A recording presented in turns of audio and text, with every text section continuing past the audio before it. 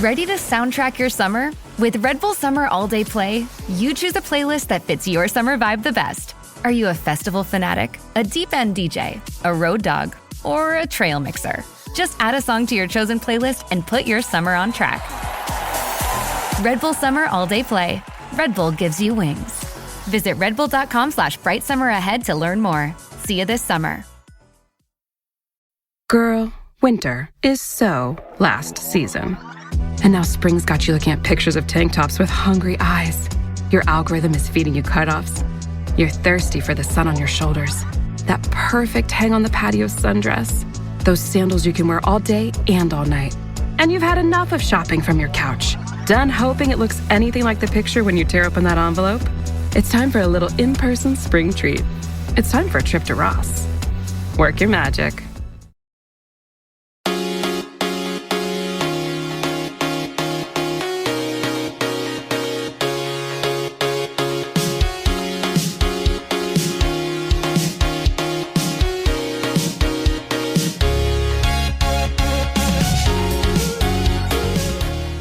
Jessica, and this is Daebak K-Rambles, where a couple of friends review Korean dramas, except we are back for another spooky season episode. Ay. And I am joined by Jessie and Natalia from the Certified Noonas podcast. How are you guys? Woo, pretty good, you know. Yeah, we're good. Doing good, ready for some It's our spooky favorite good times. season. It's it's not my favorite season, but I am an advocate. A huge advocate for spooky season, especially when I realize that not all of the K-drama girlies are into spooky season. No, they're not. Many are not. Many do not see the joy of Yeah. spooky season like we do. I was like, y'all don't smell the pumpkin spice and the blood in the air? Like, it's amazing. And everyone was like, ew, I want my romantic drama. And I was like, no. You're like, no. No. Listen, you can get romance any time of year. Yeah. Okay. Let us have this. Listen, at least put a little bit of murder in it. You know? Yeah. Have a little Just a fun. Maybe sprinkle. ghosts, 2 zombies. We're all here to have a good time. Exactly. So I was telling you guys before we got on that I am a huge fan of Certified Noonas. I've been listening for a long time. It's been a long time coming. I've wanted you guys to come on Daebak, and I was like, let's pop this cherry right now. Like, let's have you guys come on for a spooky season. For the perfect time. For the perfect time. Oh, for the perfect time. And I had you guys come on for Bong Joon-ho's The Host, which is maybe an unusual poll because I feel like maybe other Bong Joon-ho movies get a lot of attention nowadays. But I wanted to harken back to a true monster movie for the season. So, before we get into it, maybe just share what you guys are currently watching. I know you guys are watching a lot. I just listened to your currently watching episode, but maybe just a condensed version of what you're currently watching. Maybe something you want to recommend to listeners to watch. Well, Jessie knows this because her and I discussed it slightly. Oh, yes. I recently started The Memorist. Did not know what genre The Memorist was. I just clicked play because I was like, yeah, okay. It's been on my list for a while. Enjoying the real thriller situation happening. Big fan of that. But if for all those the non-spooky season girlies, I'm also watching Monster Next Door, and it is the most saccharine, sweet, lovely show that I've ever seen in my life. It's on Gagu La La for all of you. It's gay, because, listen, anyone who's hearing me for the first time, if you come over to the Noonas at some point, you'll know. I know a lot about a certain subgenre of fiction that I've been in the yaoi life for a while. So it's really good. It's a cute show. Yeah. Cute show. Nice. Well, I have been in the holiday season and watching a lot of horror. That's all I've been doing. I'm actually doing this challenge where I'm trying to watch 100 horror movies. That finishes out at the end of the month that I started back in the beginning of August. I'm very close to finishing, though. I'm like on 85, I think, right now. What's your pace? What's your pace like? Well, at work, I got a little like a time where I was doing like one specific project, so I was able to watch a couple of movies. But like I can do a couple of movies every night, especially with horror. It's always like usually horror is always like an hour and a half long. Yeah. So it's like essentially like 2 K-drama episodes, which is easy for most people. Nothing. So Nothing. it's really nothing. You know? And I watch like all types of horror, so it's kind of like easy just to be like, okay, Tubi, tell me what you want me to watch, and I'll watch it. You're So that's what I've Boot been up like. the old, boot up the old Shutter app and be like, Yeah, right. I'm "New." just like, this seems good. Yeah, that's a lot of movies. I feel Yeah. like I watch a lot of movies, but when you said a few episodes back, it was Uncertified Noonas that you were doing this challenge, and I was like, did I hear that right? Because that's a shit ton of movies. I know, it's Like, crazy. I've watched 190 movies in the entire year. Yeah. That's not bad. Yeah. So when you said since good. August you were gunning for 100 horror movies, I was like, the fuck she's saying? That's crazy. And like it does help that both Jessie and I can like watch stuff at work. Like Yeah, we're not, sometimes, customer facing at work and stuff. Yeah. So like that's I was helpful. doing something where it was like literally I'm just like making the same thing over and over, and I was like, okay, I can like yeah. sit here and watch every found Got like footage kind of a on mundane Tubi. task that you can Yeah, so devote it was a little bit somewhat. easy, especially now because like now my evenings are like packed with things, and I'm like, oh, okay, I've got to slow down on this challenge, but But hey, you've made such a good one. yeah, like I can be leisurely Inroad, in you're October fine. for this like last 15-ish movie, so it works out. You're good. So That's you- nothing. You're gonna breeze Yeah, through that's it. nothing. That's like a week of work. It's nothing. You're watching 2 movies a day. You're gonna hit it in no time. Yeah, you're fine. Yeah. You're fine. Well, I am so glad that you guys are here. I'm just stoked, really. But anyway, before we get into the host, if this is your first time listening, thank you so much. Go ahead and subscribe on your favorite podcast app. We're on Apple Podcasts, Spotify, Google Podcasts, and many more. And if you like us, please give us a 5-star review on Apple Podcasts and Spotify. Come check us out on social media to stay up to date on our latest episodes and reviews. You can find us on X, formerly Twitter, Instagram, Facebook, and TikTok at Daebak Pod. And lastly, if you're a fan, the best way to be a fan is to become a patron. It's a great way for you to get involved and show your support. You can check out the page on patreon.com/daebakpod. Once again, the Patreon is patreon.com/daebakpod. And shout out to our patrons: Janet, Curtis, Bale, CD, Alana, Grace, Lorna, Adia, Sammy, Caitlin, Julia, Michelle, Tanmei, Aaron, Marta, Dofia, Maria, Kelly, and Sarah. Thank you guys for being patrons. Okay. We're gonna thank you for clapping. That Our quiet, polite little claps in the background, like, yay, we did that. so cute. Yeah, no one clapped for me when I did the Patreon shout out. That was so cute. So we're gonna get into it. The host. I'll read the IMDb synopsis. A monster emerges from Seoul's Han River and begins attacking people.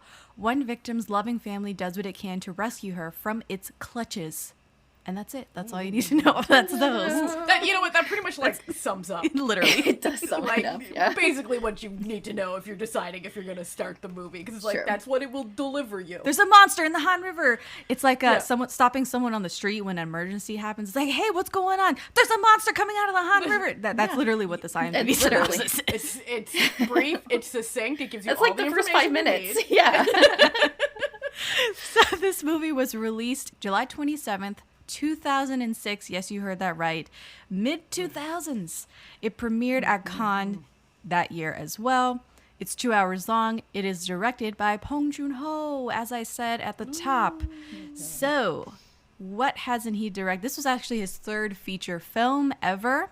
He's directed Memories of Murder, obviously The Host, Mother from 2009, Snowpiercer, Okja, and Parasite. He's got one more coming out, I think, this year in time for Oscar season with it's the one with Robert Pattinson, I think, is in it. about to say, Mickey Edward 17. Yeah, it looks good. It looks good. Crazy. Yeah, it actually does. It looks unhinged. I'm so excited. Yeah, I'm pumped. They actually pushed the release date on that. It was supposed to be, I think, earlier in the year. And then they scrapped the release date altogether. And I was like, this shit better come out this year. I was like, they better. Like, Yeah. look, Yeah. I'll sit down for anything that like Bong Joon-ho thinks, but anything that has Robert Pattinson. No, our Pats being is- an unhinged little Yeah. weirdo. Oh. Yes, please. Yes. I actually used to live in the town where he filmed The Lighthouse. No, you And this is didn't. I did. I lived in Halifax, which is where it was filmed. And this is just a fun little aside that has nothing to do with this. But one day I was walking home from the grocery store and I saw a gentleman, and then I texted my husband. I was like, man, I just saw a homeless man that looked exactly like Willem Dafoe. No! Like, he looked exactly like Willem Dafoe. And my husband was like, honey, that was Willem Dafoe. I was like, oh, shit. You're like, I'm about to fall out of this chair right now because you saw Willem Dafoe just casually walking around. Like, I was just walking home from, like, the fancy, I have a bunch of allergies, the fancy grocery store, and I was like, damn, like, that homeless man, because, like, he was in, like, the full grizzled, like, he looked like a freaking lighthouse keeper from the turn of the century. Had, so oh he my was god, rough, so I was just like, man, like, so weird, like, oh, what a doppelganger, like, just going about my business, like, oh.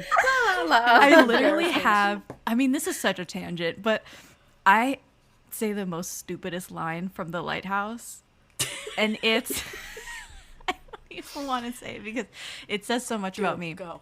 But it's, this is a safe space. Oh, okay, thank you. So first of all, The Lighthouse is a movie by Robert Eggers. It's completely in black and white. I think the aspect ratio is like 3:2, like basically a square. Yeah. And so if that gives any context, and it's a psychological thriller, basically. I say, and your thoughts, because of the line in that movie of them arguing back and forth like an old married couple.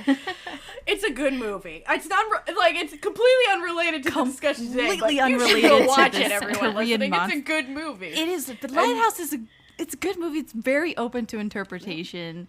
Mm-hmm. I thought it was weird and cool, but a lot of people might not appreciate it. You know what? Listen, just nothing is give for it a everyone. chance. Yes. Yeah. Yeah. I mean, yeah. But like, this is an opportunity to like maybe watch something outside of your genre. Like, learn to love it. It's Make very a double feature. The Host. Like, you wouldn't think they would go together, but we just made it. But we just did. You know what? Yeah. I think they could. Yeah. Yeah.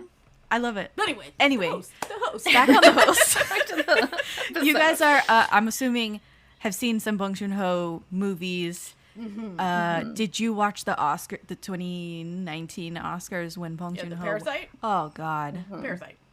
Yeah, of course we've seen. No. The Oscars when he won and he was telling people to watch subtitles, it'll expand their horizons. I was like, I was almost in tears. I mean, yeah.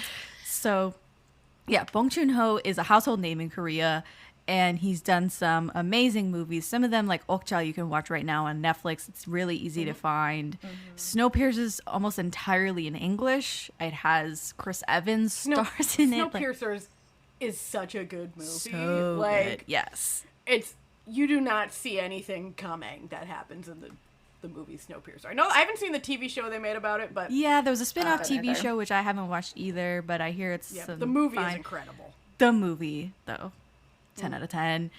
There's so much. I think he doesn't have he just doesn't miss. So anyway, he directed The Host. He also wrote it alongside Ha Won-jun and Paek Chol-hyun. And here's our cast. So we've got Song Kang-ho. I mean, you throw a rock, you're gonna hit Song Kang-ho in one of Bong Joon-ho's movies. Like, listen, if you turn on a large portion of Bong Joon-ho's movies, you will see Kang-ho in it.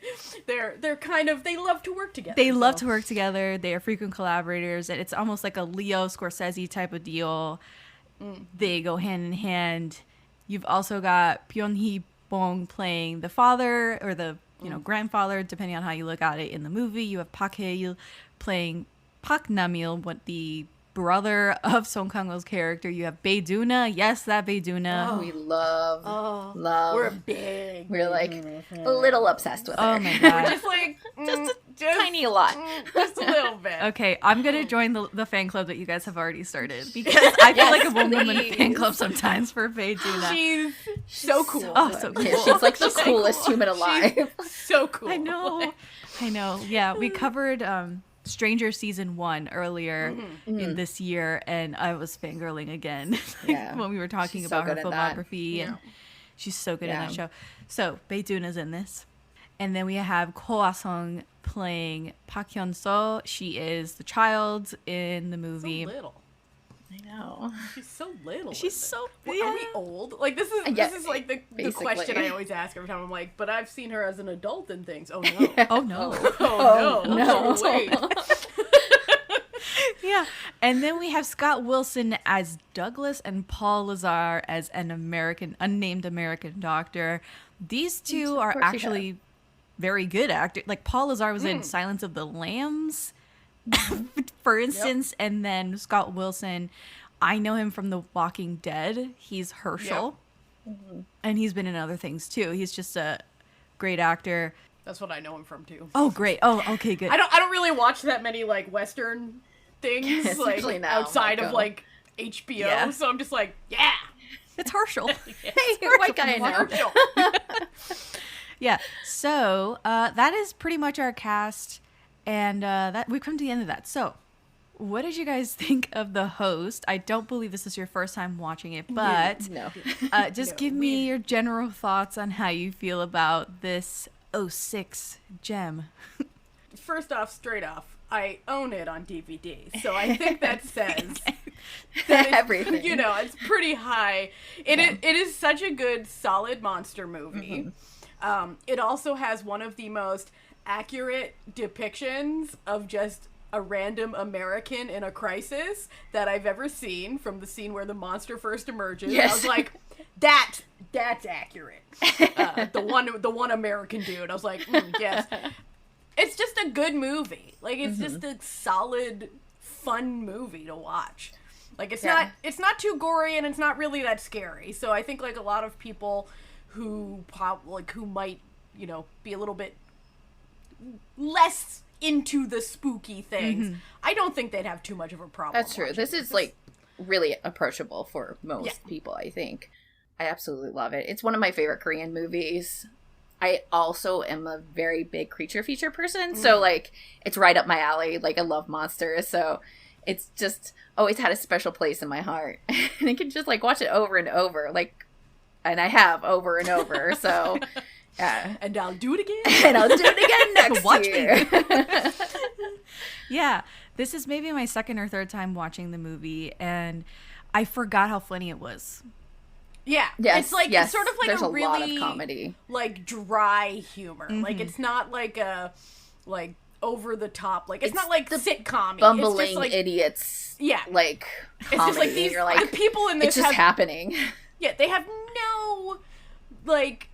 There's no reason why they should be doing any of this. They are the most ill-equipped people to be doing so inept. But aren't we all? Like, aren't we all those people? You know? Like, that's how we would all be doing. We're like, oh, there's a creature. Oh, he's coming after us. Right. Oh. Now what do I do? The focus on and I've been throwing beer cans at it. Is like the person with special skills. Like, you got Liam Neeson over here just fighting zombies or what have you. And it's like, I am just a regular person who can't remember how many shotgun shells I shot. Yeah. Like, you know what I'm saying? Listen, I didn't even make it to to the shotgun. I'm like tripping.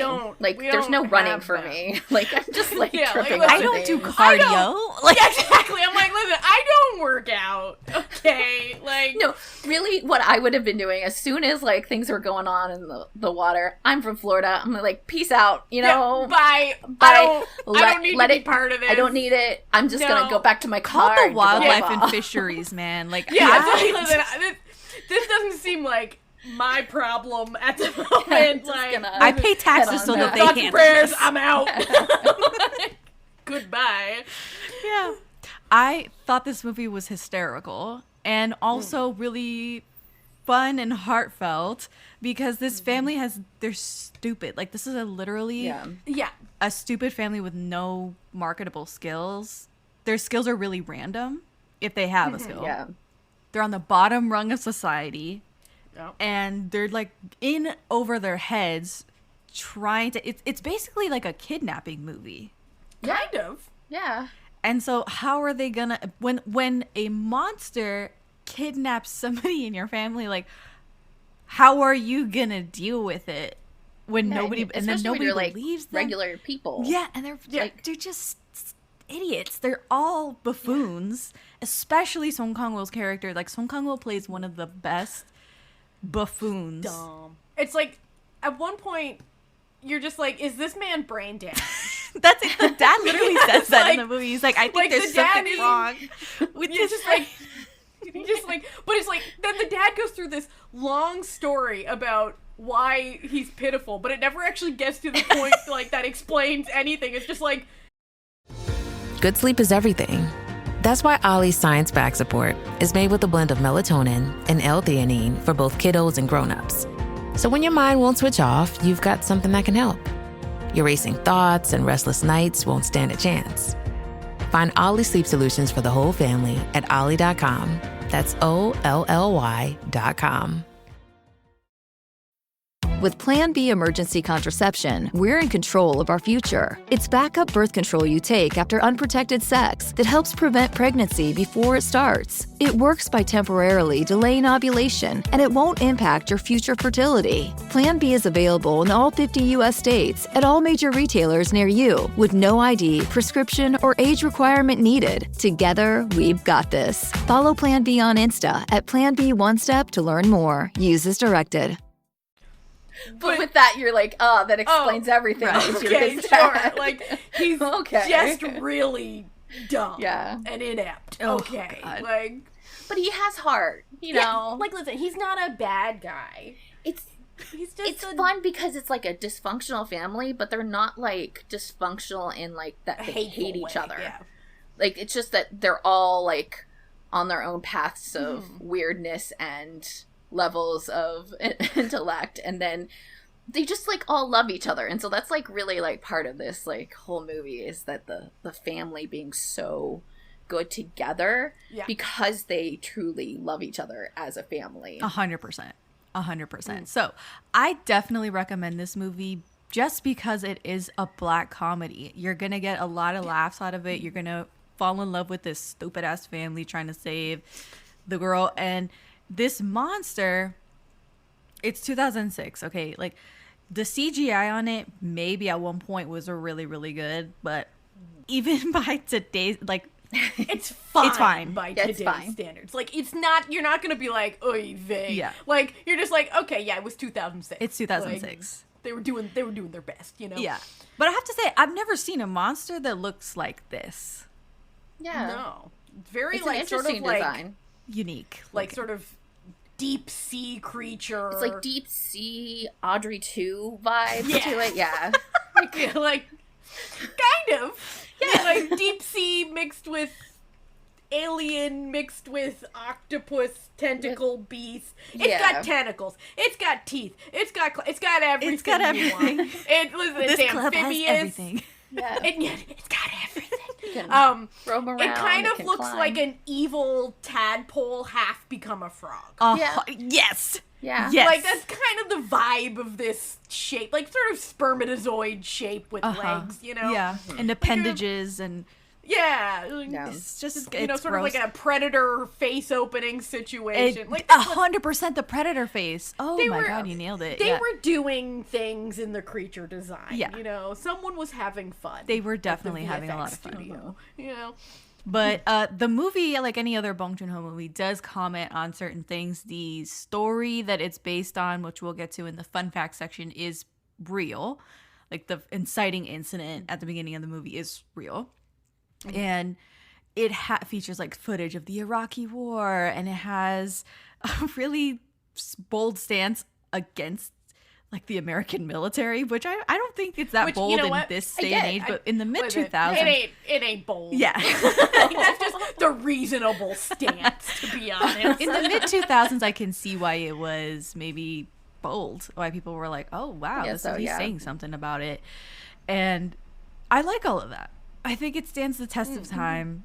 And the Korean sensibility is funny, too. And that stands up against the sense of time, too. Like, there's an interview at one point, and this isn't a spoiler. They're interviewing this nurse on the news, and she's saying, oh, I'm going to sue them for damages or whatever because he knocked me down when they were trying to escape and all this stuff, and I got hurt. And he's like, I didn't even push her down that hard. Like, they're like, and they don't show the nurse's face. They just show her from, like, the waist down. Yeah. And they've got her voice, like, through the voice changer as well. So it's like, why hide so much of her identity? It's a joke. It's like a social joke. It's just because they do like that how in Korea. litigious people get. Yeah. And like everything going on, that's what you're worried about. It literally. People are dying. Bitching about like, oh, I need to sue them for damages. Anyway, so things like that really work in the movie. So, is there anything else general that you would like to say about the host before we move into fun facts? Because there's quite a few fun facts about this movie. There's many a fun fact. Yeah. No, I think we can just go right to the fun fact. All right. Awesome. Let's get fun. It is. All right. The estimated budget of the host was 12 billion won, which is about $9 million. That's nothing. That's a very, very small budget. That's a tiny Not with this budget. cast. Like the amount of cast that you have. Yeah. Like, Too. They were budgeting wisely Yes. with this one. You know, like, they made that money work. The fact that there were so many CGI shots of the creature full on in the daylight and stuff like that. Interacting with humans too. Yeah. Like it's a pretty intensive. There's stunt work as well. Yeah. You know, people being thrown around and stuff. Yeah. Incredible. So $9 million. They grossed $89.4 million worldwide. There you go. People really liked this one. Yeah. He hit it out of the park with this one. Are you kidding? It made $80 million. That's crazy. For, like, yeah, which is The little creature feature Yeah, that could. It is currently number 7, the highest grossing film in Korea. For reference, there are other Bong Joon-ho movies on the highest grossing list. Parasite is number 24. Snowpiercer 27, Memories of Murder number 83. yeah. It used to be the number 1 movie highest grossing in Korea for many years. Caveat, they only started recording these numbers in 2004, so it's only for the last 20 years. You know, like, Not for the whole history of Korean cinema, so I don't know why they wouldn't do that, record that, but whatever. The co-writer and director, Bong Joon-ho, and the designer of the creature nicknamed it Steve Buscemi because they based the design of it, on the actor's screen persona and the way he acted in Fargo from 1996. sure. And I was like, that's why. Fuck Sure. out of here. That's why. Absolutely. I believe that. That is a true statement that they definitely stand behind. Oh my god. The Steve Buscemi thing like knocked me over. I love Steve Buscemi. He's a good guy, but Like maybe the eyeballs No, thing, like because it's kind of got like bulging eyes and stuff. I was like, whoa. he can't listen. He's made a good career out of being a weird looking little dude. Yeah, and you gotta give him props for that. Props, man. Don't hurt Steve. All right. The event described in the beginning of the film is based on an actual event. In February 2000, at a U.S. military facility located in the center of Seoul, a U.S. military civilian employee named Mr. McFarland was ordered to dispose of formaldehyde by dumping it into the sewer system that led to the Han River, despite the objection of a South Korean subordinate. The government attempted to prosecute Mr. McFarland in court, but the U.S. military refused to hand over custody of Mr. McFarland. Shocker. Later, a South Korean judge convicted Mr. McFarland in absentia. The public was enraged. Sort of a empty gesture at that point. Like, I know he ain't here, but he's guilty. The public was enraged at the government's inability to enforce its law on its own soil. In 2005, nearly 5 years after the original incident, Mr. McFarland was finally found guilty in a court in his presence. However, he never served the prison sentence. Of course not. Of course not. And there have been no sightings of a mutant creature in the Han River yet. Well, No. listen, I'm sure there are somewhere. Maybe it's slow growing. It's It's still cooking. It's biding its time. I thought this was hysterical. There was a statue of the mutated creature from the movie erected in Seoul in around 2013-2014. It was positioned in a river park situated between Mapo Bridge and Wonhyo Bridge, as in the movie. News hit just this year that the city of Seoul is going to remove it. The sculpture has faced increasing criticism over time for its perceived lack of aesthetic value, and people pointed out that it was a waste of money.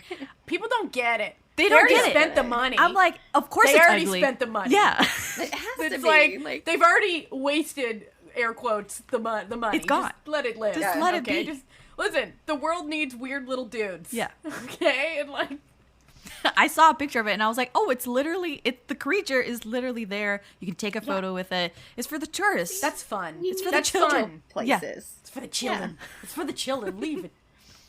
The crew of the film used metal barrels to make the splash effects whenever the monster would dive into the water. And I was like, yeah, that tracks. Fun. That makes sense. Makes sense. Bong Joon-ho felt that in many monster movies, it's always the scientist or the muscle-bound hero who saves the day. He wanted the heroes of his film to be everyday people, namely a dysfunctional family. He took the same approach with his previous film, Memories of Murder, in which the police investigating the serial killer case were stupid. Critic and longtime friend of the director, Tony Raines, mentions this is common in Bong Joon-ho's films, the idea of a lower to middle class character who is on a downward track. The director mentions with these characters he can bring out the humanity in them, whereas the typical superhero types don't bring out much real drama. I agree. Yeah. There's I feel like you can really connect more with just an average idiot because I think most of us are just average idiots. So yeah, they just do more things that you would do too. You're like, oh yeah, you have to use your surroundings more instead of just being strong and stuff. So yeah.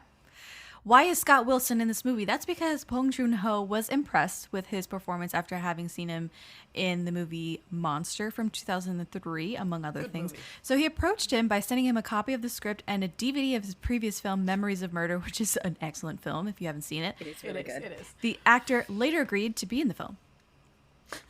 Oh, he's auditioning. He's like, hey. He's like, please. It's like a little love letter. He's like, hey. I would do the same thing. Hi. Yeah. Hi, it's me. It's for the little old Bong Joon-ho. The design of the pod used to deploy Agent Yellow was specifically designed to resemble the look of the creature when it is first seen hanging upside down under the One Heel Bridge. And once I read that, I was like, oh yeah, I'm an idiot. It totally does look just like that. Do that. Yeah. There were 5 companies involved to execute and animate the creature, but the designs of the creature were done by Widow Workshop. Oh, hell yeah. Widow Workshop. Listen, they were doing it back then. I was so excited when I read that. Widow Workshop, for those who don't know, did everything for Lord of the Rings, and that was how that company got its start, by doing everything for Lord of the Rings. I'm very happy to say Widow Workshop. And it's because I've watched all of the extended editions and the special features on that. Yeah. They say Widow Workshop, I don't know, 50 million times. Well, they're just getting a little advertising for their little, New Zealand or little Kiwi situation. Exactly. They were so excited about everything during that. So, it's very rare that, and Jessie knows this, it's very rare that props people get to, be front and center. So they're just like, look at this cool stuff we made. Seriously. Exactly. Moving on to Tony Raines again, he mentions the tradition of withholding the monster in typical monster movies and the fact that Bong completely breaks this tradition. Bong Joon-ho mentions how much he hates this tradition and jumped at the chance to show his creature fully and early. This also got the aspect of the film out of the way so the audience could focus on the impact the creature has on the family. I love that this movie just does that. It's like, here's the first 10, 15 minutes of the movie. Here's a creature. Yeah. No suspense. Yeah. It's time for the mayhem, my friend. Yes. See exactly what the creature looks like. You don't have to sit here and guess or just look in the shadows. It's there. In full sunlight, running around, tossing people, eating people. It's foul. It's great. Perfect. Yeah. It's great. Bong Joon-ho also decided to incorporate footage from the Iraq War in the film's news footage for 2 reasons. First, it allowed the story to progress, but it also gave Bong Joon-ho the ability to include political satire. Bong Joon-ho, political satire, Say this until I'm shocked. Weird. Wow. I'm personally, I'm it's shocked. like the Shocked, first I time say. I've ever seen it. Not that shocked, but The blonde hair with black roots showing through on Kang-ho was a deliberate choice to make the character appear lazy and not very bright. Nailed it. I mean, listen. it worked. Staring at my extremely outgrown. Oh, get out. Come on, man. No. Come on, man. Some of us just have a lot going on. That fun fact wasn't calling you out. It's fine. Money and eating are 2 important motifs Bong Joon-ho points out in the film, which is very true. The monster eats, the people eats, everybody eats. And then there's a lot of like money issues. The family has money issues, get to pay for things. They get hustled like at one point in the movie. Because of its themes, which can be seen as critical of the United States, the film was lauded by North Korean authorities, a rarity for a South Korean blockbuster film. It's like a real, like, enemy of my enemy situation happening right here. It's like, we hate them too. Yeah. All right. Oh, God. That really, that tickled me when they were like, North Korea really liked it. Because of the undercurrent of criticism. All right. So now that we've gotten through all the facts, which were very, very fun, we're going to get into rating this movie out of 5 soju bottles. So I don't know who wants to go first, but what would you rate this movie out of 5 soju bottles? Well, on MDL, I have it rated 9 out of 10. So if that's out of 5, that's a 4.5 out of 5 if my math is to be believed. I like it. I looked on my letterbox and I have this at 4.5 out of 5 as well. 4.5 out of 5. I will give it 4 out of 5, just because the CGI maybe is a little dated. You know? I get that. But it's very fun. It moves. Like, even though it's 2 hours long, it totally moves. It's not boring. It's really funny, and it says a lot. It's definitely satirical. And this family's just great to watch. And it's a great cast and smart script, and everything's great. No really bad things to say about it. I'm really choosy with my ratings for movies, especially if I look at my letterbox, I rarely give something 5 stars. I don't know why. My rating system enrages some people because I don't rate movies based on how, like, quality they are. I rate them based on how much I enjoyed them. Yeah. So I enjoyed it a 9 out of 10, which is a 4.5 out of 5. Yep. And so, you know, people are always like, but that's a terrible thing, and you rated it so highly. I'm like, because I enjoyed it. Yeah. My rating, so it's my feelings. That's like your opinion, man. Yeah. I will give whole stars for a needle drop in the movie. I'll be like, that was an amazing needle drop. I can't believe they got that song. It'd be a terrible movie for me, but if I enjoyed it and had fun with it, it's gonna get lots of stars for me. I'll be like, whatever. Sometimes script's questionable terrible, things are fun. Okay, fun. And it's like, and if you enjoyed them, then the movie has succeeded in its purpose. Yep. I also think that, like, ratings should be personal, so that, like, if I were like, oh, I really like Natalia's, like, picks for things a lot, so I can go to her and look at what she rated high and then be like, okay, probably like what she rated high, versus what, like, just the general population is rating high. It's not going to be the same effect for me, especially when I'm, like, out looking for options to watch myself. Yeah, it's better to have a trusted person that shares your, the same things you like. And you can like bad things, people. It's okay. You don't have to pretend you don't. You can just like it. It's fine. Like, that is literally, don't worry there's about it. always, everyone rates differently, and it's always a struggle between, like, I personally love it, but I know it's trash, so what do I rate it? See, here's the thing, is that, the one person's trash is another person's treasure. Like, it may be trash to some people, but to you it was a treasure. Yes. And that means to someone else it will be as well. So live your truth with your ratings, people. I love creature features, and I will watch the worst ones imaginable and still be like, this was the best movie ever.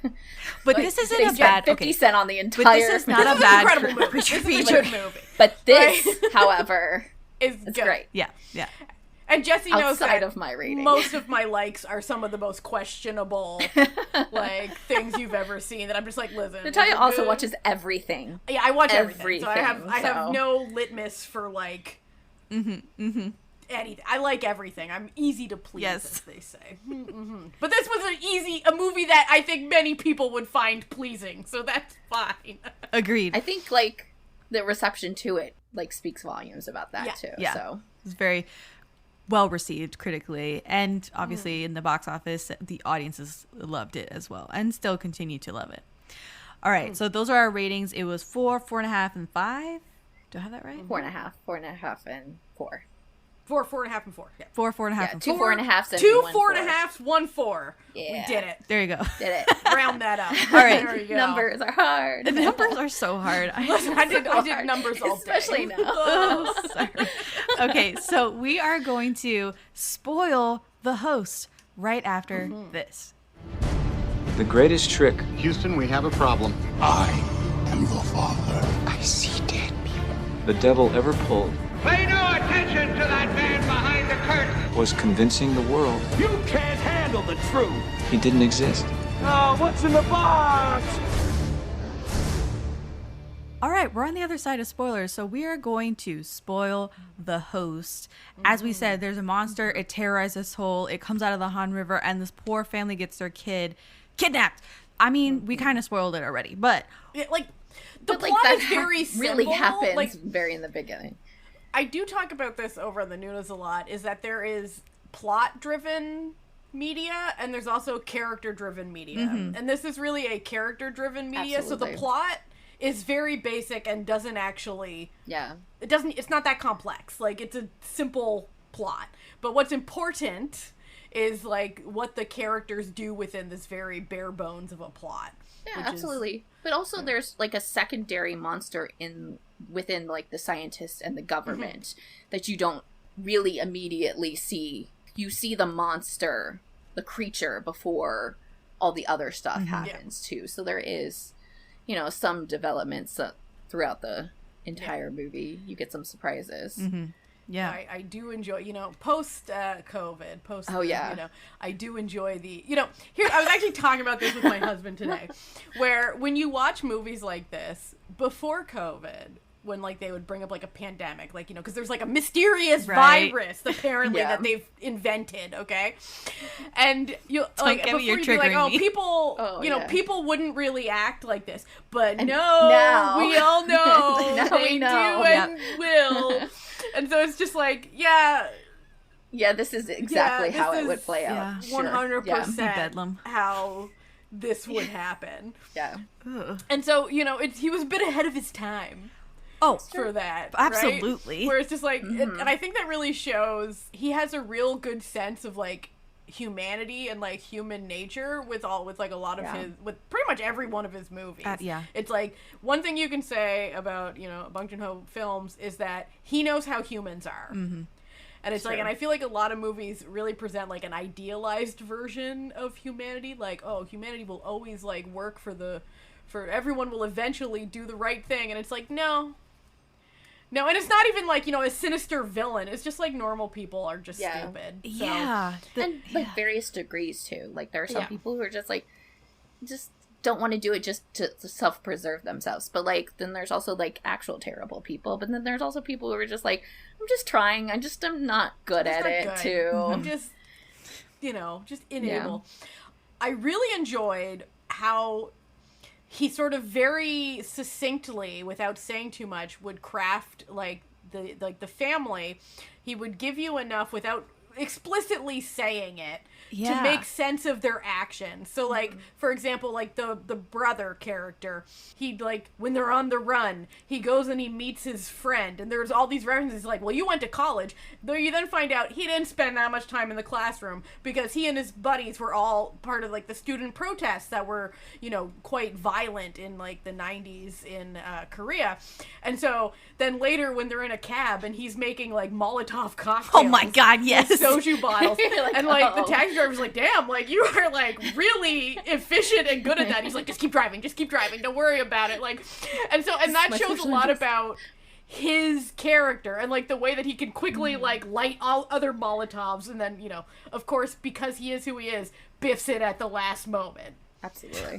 Because that's him as a person, right? Yes. And, and they're just, like, these little things that he always adds, just that are small little takeaways. Right. That really sort of, like, they're not quite Chekhov's guns. Like, they're not, it's not that much of, like, but they build are, up or anything, they're but character building, and they're talking, if we stay on the brother, they're talking about him going to college, and they're like, it's kind of a sense of, they have so much pride around that he went to college. He's the only one in the family that has this secondary but he's still an education, unemployed but he's still loser, unemployed. So like, even though he has like this one up in the family, this obviously Korea values education highly.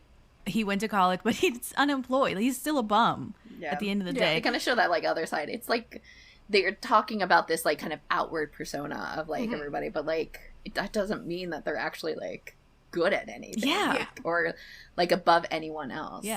I also really like how the family ties together in that way too, because like Bae-doona's character, she is constantly failing at her archery too. Like, so like you get like more of a sense of like, yes, this is where this family is, but like once they start to actually come together and really focus on each other and focus on like a one specific thing, and that's so important for them, you start to see them also develop their skills more. And that's kind of like a really nice evolution within this movie. Yeah, I like that too. Yeah, because you get the sense that individually they're sort of on the cusp of greatness, except for Song Kang-ho's character. Like, that's just beyond, like, anything. They're like all at like different levels. But you know what? I will like give him, I gotta give him a little bit of credit, because despite the fact he's stupid, he's incredibly stupid, but he's so stupid that he doesn't know how not to actually do brave things. He's earnest. He doesn't consciously, you can very see he's not consciously realizing that's what he's doing. But like in the scene where like the monster first appears, he's genuinely trying to help people. Like he's the only one who like goes with the gung-ho American soldier to like try to fight back against the monster. Like he it's true. ineptly attempts to save his daughter. Like he fucks it up because that's like this whole arc, but like he tries.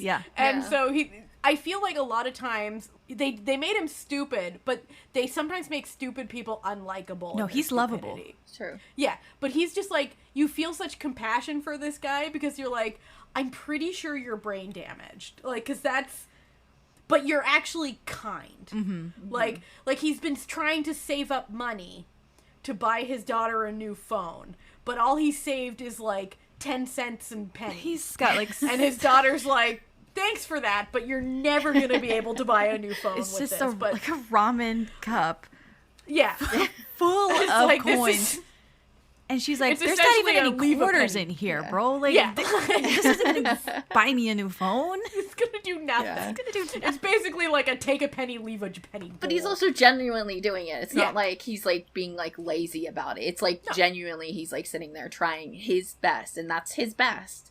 Yeah. His best isn't very good, but like it's his best, and and she actually, and what I liked about her relationship with him is you very quickly find out that she doesn't actually seem to resent him for being just so stupid, because she's not. She could have been a lot worse than she was. Yeah, she's just a middle schooler. She's a middle schooler. She wants a new phone. Her phone is old. She was embarrassed that her drunk uncle went to Parents' Day or some sort of presentation where the parents went, and she was the only one whose parent didn't go, and uncle went, and he was drunk as a skunk. Yeah. And so she was complaining about that, which honestly, same.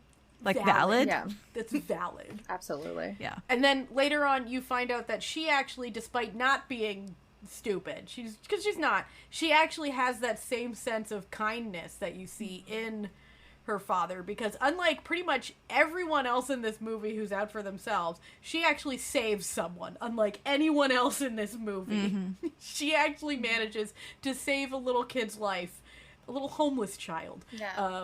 And literally no one else is ever saved in this movie. It's just she is the only one who actually accomplishes her goal of saving someone. And the actress is so good. But she's so good. I love how you brought up Donald, though, which is the American. Good old Donald. who was trying to be heroic during the initial onslaught of the monster. Emerging from the Han River and just wreaking havoc along the shoreline. And he seemed to have like a Korean girlfriend who was like, Donald, get back here! Stop helping everybody! And he had a very American spirit. Like, they got it right. Like that's like within the face of danger doing something stupid but heroically. That's like the very American ideal. But it's also that's the person who would have been the main lead of the film. Absolutely. like, you know, the American version of this movie. Yeah. Would be they're going to be the, like, the muscle guy that can, like, throw things, like, really heavy things. Has an idea, has a plan. Is the one to, like, stop and actually do things and not just, like, run screaming around. But he nearly dies a hero. He gets gobbled up by the monster, loses an arm, gets treatment at the U.S. Army camp, is patient zero for this quote-unquote virus. Fake virus. It's a fake virus that they like, make it's up. It's not a creature, it's a virus. It's a virus. What I loved about that is I'm like, so that's like a severe allergic reaction to chemicals. Like, that's not a virus, but like, okay. I never put two and two together. That man has like chemical burns and like heavy metal poisoning. Good job. It's the formaldehyde. Yeah, like, because listen, he got his arm bitten off and then was in the Han River, which is not the world's cleanest river. No. Okay? No. This man was dying of like toxic. But he also got sepsis. Bit by a creature that was created by that too. Yeah. So like so in its veins, it's just poison. Like, this is a like chemical poisoning. Like that's what this is. But you know, I understand, like, because I feel like a lot of people who weren't really watching the movie that closely, or like perhaps didn't have any conception of like the relationship between the U.S. military and Korea, would be like, why would they make up this fake virus? Like, that doesn't make sense. But it actually does, because they're trying to be like, it wasn't the formaldehyde, we didn't do this, not this, nope, not us, a mysterious virus did this, not us. You can hide a lot with the virus, and so we're gonna bomb it Contagion out of existence, which is also that's what you do. A very American. Listen, I know I sound real listen, my mom's American, but I'm Canadian, so I'm gonna say it. That's a very American response to a problem, is to bomb the problem. Get rid of it. But like, you know, I just thought it was very clever the way that they connected this, and then but everyone knows. All of these scientists, when they have, you know, like the main dude, like if they're doing experiments, they all know it's bullshit. Yeah. That's the crazy part. Is that well, the other thing is it seems like all of the Korean scientists don't know. Yeah, because they're lying. They're lying to the entire country. But yeah, I love when Song Kang-ho figures out. I'm skipping to the end a little bit, but when he figures no virus. Yeah. And he figures it out and puts two and two together, and then the doctor, the American doctor, is like, why don't we just like lobotomize him? And then like he won't know anything. But like he barely knows anything to begin with. I don't know a lobotomy would have changed too much about this guy. I did enjoy his escape after this. My where he just has a syringe of his own blood. He's like, I'll squeeze it at you. He was like squeezing it at you, syringe of blood. And they're like, it was so great. So funny. It's just like the energy of this is just so frantic and ridiculous. Yes. This episode is brought to you by Redfin. You're listening to a podcast, which means you're probably multitasking. Maybe even scrolling home listings on Redfin, saving homes without expecting to get them. But Redfin isn't just built for endless browsing. It's built to help you find and own a home. With agents who close twice as many deals, when you find the one, you've got a real shot at getting it. Get started at redfin.com. Own the dream. Where is Daredevil? I'm right here. Don't miss the return of Marvel Television's Daredevil Born Again. So what's next? I feel liberated. We're gonna take this city back. Over medicated. In an all-new season, now streaming only on Disney+. They're hunting us. It's time we started hunting them. I can work with that. This should be tons of fun. Marvel Television's Daredevil Born Again, now streaming only on Disney+. And he's great. He's like, get on the floor, fatty. You too. Like, get on the floor. Like, just his whole escape was great. The amount of clarity that he had after the lobotomy was just chef's kiss. It wiped away all the previous issues that he was dealing with. It's a new life. I just thought there's so many just like small things in this movie that combine together to be just so clever, like, but only if you already know some of the background. Like, I feel like a lot of people who are unfamiliar with the history of the region may not quite get as much from it as other people would. Yeah. It's a good movie. Yeah. And as we said, it's like the plot is very minimal. So like we can't even spoil that much plot because the family tries they escape quarantine and they go for the kid. Like they go. Honestly, it's just like watch a loving family be loving in their own weird little way. Yeah. Mm-hmm. Yeah. Like they're it's good, and it has like a sort of bittersweet ending to it. That's just sort of God. I feel like perhaps would be alienating to people who are seeking a more like concrete, absolutely, like satisfying ending. True. But it has a much more like realistic ending. Realistic, and I also think it like in a way gives the daughter character true hero status in a way. She beats Donald. She is the one that is the hero in this.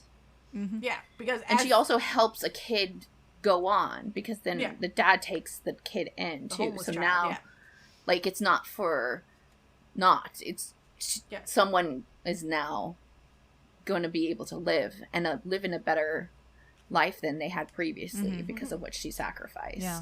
It's a very solid movie that gives everything it promises it's going to give. Like, it doesn't build up your expectation and then you're like, listen, it's got fire. We've got fire archery. We've got going through the sewers. We've got, we got ooze. We got some creepy ooze. Like, that's always fun. Everyone loves good slime in a creature feature. Yeah. Like, it's got, just sort of a bizarre... I like the beginning where there's this one scene where this guy's committing suicide. Well, and that's something that, again, the audiences won't get. No. It's a little bit harder, What is this whole thing? But it shows, like, a very foreboding shadow, like, in the water. And that's sort of, like... And then it's like, what the promise of that foreboding shadow is immediately, like, delivered. Like, 5 minutes later. It's chef's kiss. It's a chef's kiss of a show. Yeah. I would love it if you guys would give me your favorite part of the movie and the scariest part of the movie, or maybe the most tension-filled moment in the movie for you guys that you feel. For each of you, I mean, it can be different for either of you. I think my favorite part of the movie has to be... It's sort of a turning of the heroic moment on its head. And it is when the uncle character is throwing the Molotov cocktails. And for like 12 seconds, he's looking heroic as hell. And he has his last Molotov. And he's like, I'm going to whip this right at the creature. And then he drops it behind him. And I was just like, this perfectly like exemplifies the entire vibe of this whole movie. Right. And then, of course, then the sister is like sighs and then lights an arrow on fire and does what the brother couldn't do. Yeah.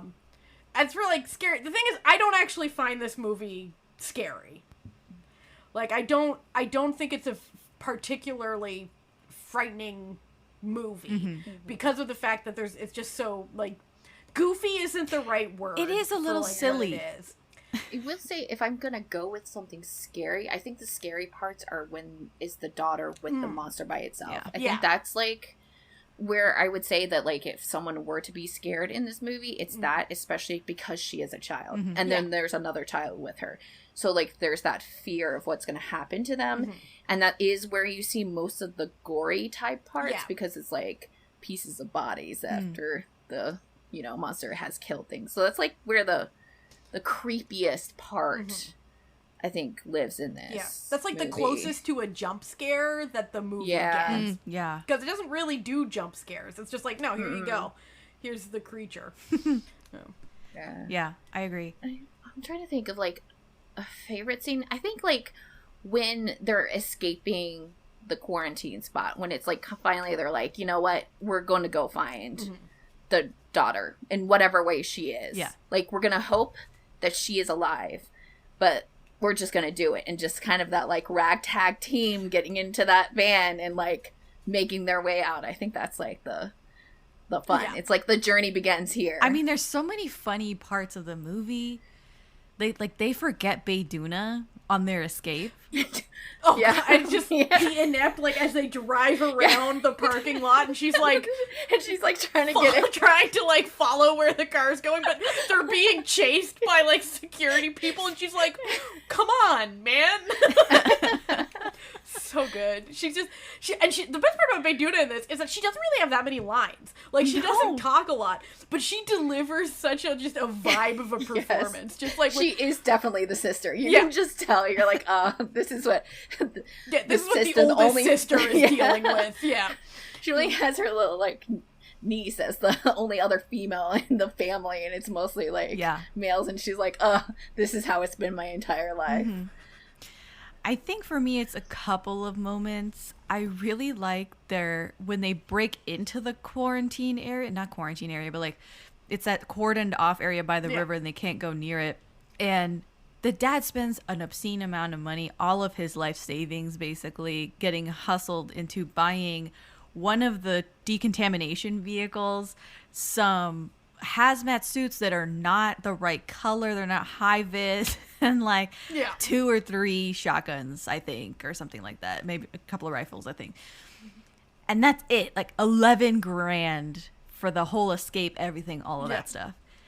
And them getting in was so easy. Yeah.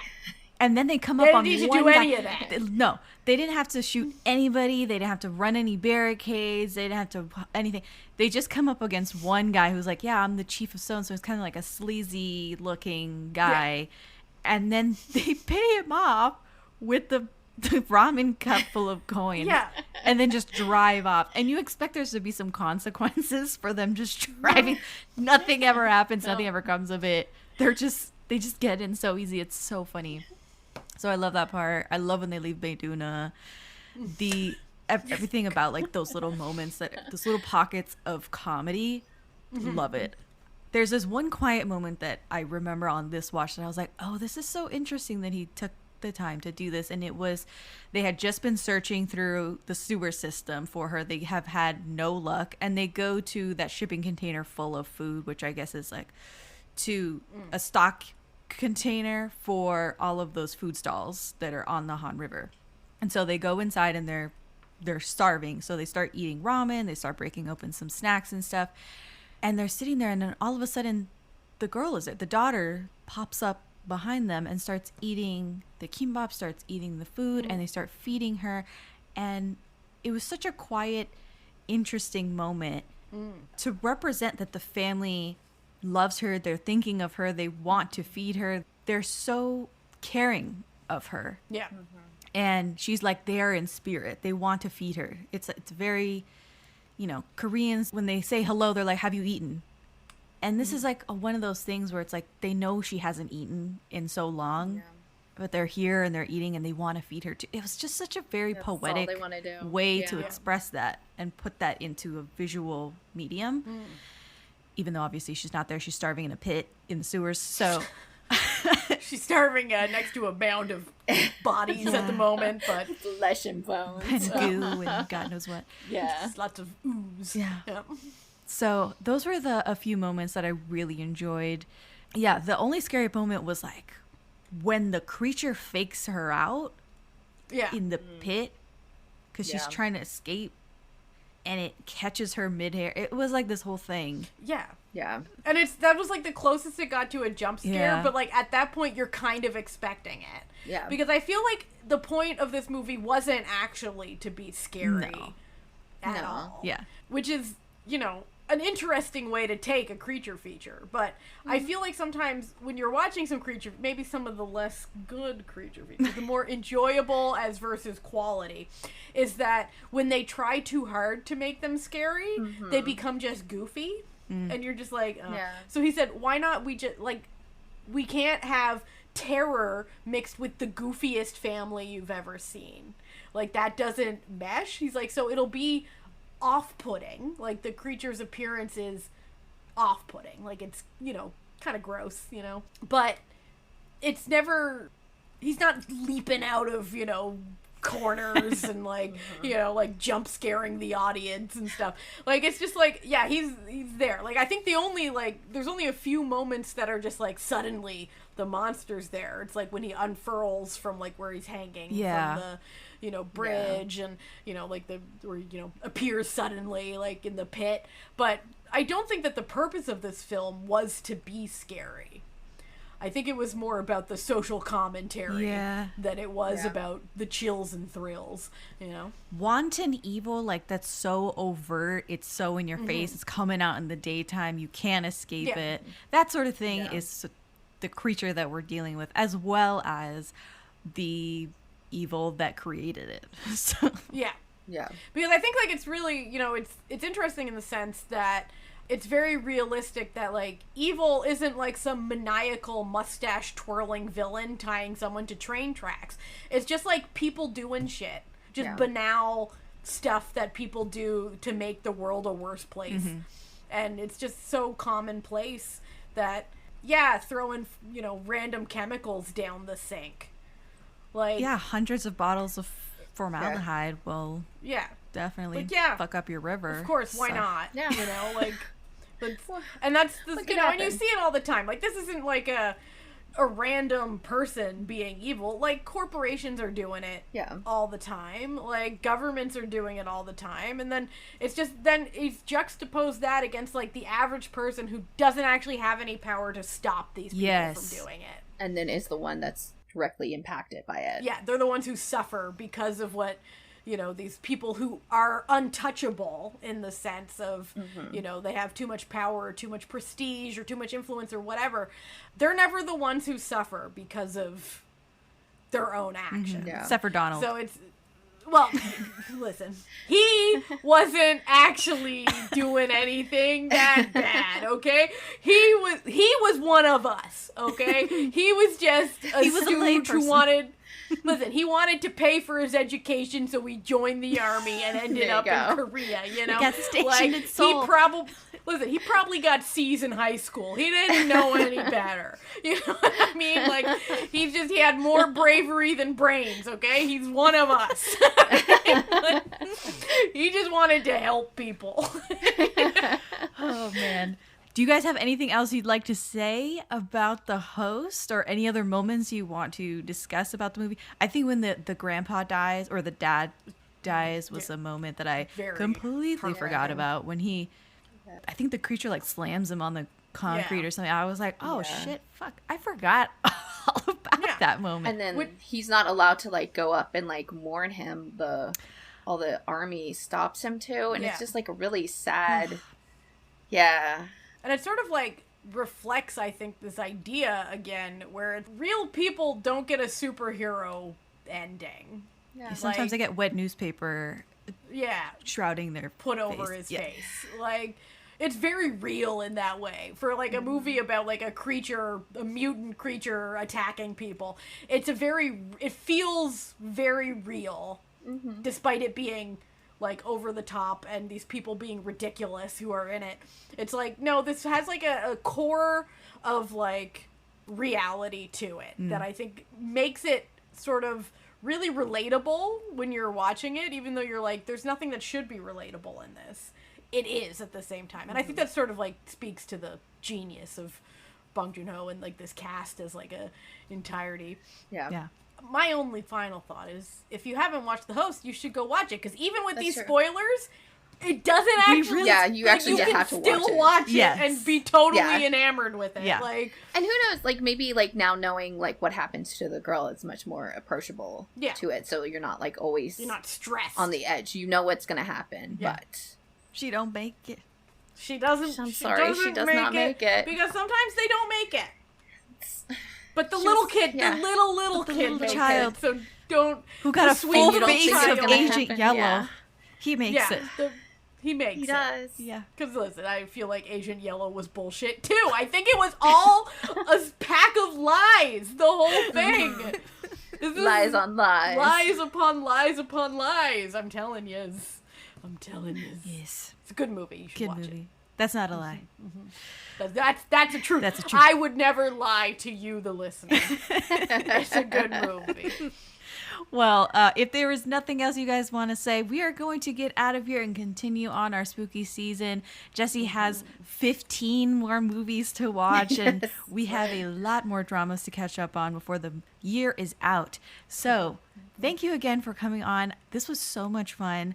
Where can people find you online in case they don't know where to find Certified Noonas, don't know where to find you guys? So passionate to find us. We have a website, certifiednoonas.com. You can watch all our episodes there. We also, we do our podcast is in video, so you can watch us on YouTube. But we're also in audio if you prefer the audio thing. We also do live streams too. Yeah, we do live streams on YouTube. We have a good time there. Yeah. We're always at Certified Noonas everywhere. Yeah. But if you want to find me, I'm at Soju_Nights on Twitter. That's where I mostly live, and I just post nonsense there. But love chatting with people. You know how it be. Yeah, and for me, I am at Wine and a K-Drama everywhere, even a website too. I have a blog. So very nice. You can catch up on all those movies that she's doing. Yeah. Kind of. I can't wait. I can't wait to hear like the final verdict on all of it. Yes. What an undertaking. Oh my gosh. Okay. So, thanks again. This was fun. Thank you, Bong Joon-ho, for creating the host. And that's it. Yeah. That's our show. I'm Jessica, and this has been the Daebak K-Rambles podcast. Ryan Reynolds here from Mint Mobile with a message for everyone paying big wireless way too much. Please, for the love of everything good in this world, stop. With Mint, you can get premium wireless for just $15 a month. Of course, if you enjoy overpaying, no judgments, but that's weird. Okay, one judgment. Anyway, give it a try at mintmobile.com/switch. Upfront payment of $45 for 3-month plan, equivalent to $15 per month required. Intro rate first 3 months only, then full price plan options available. Taxes and fees extra. See full terms at mintmobile.com.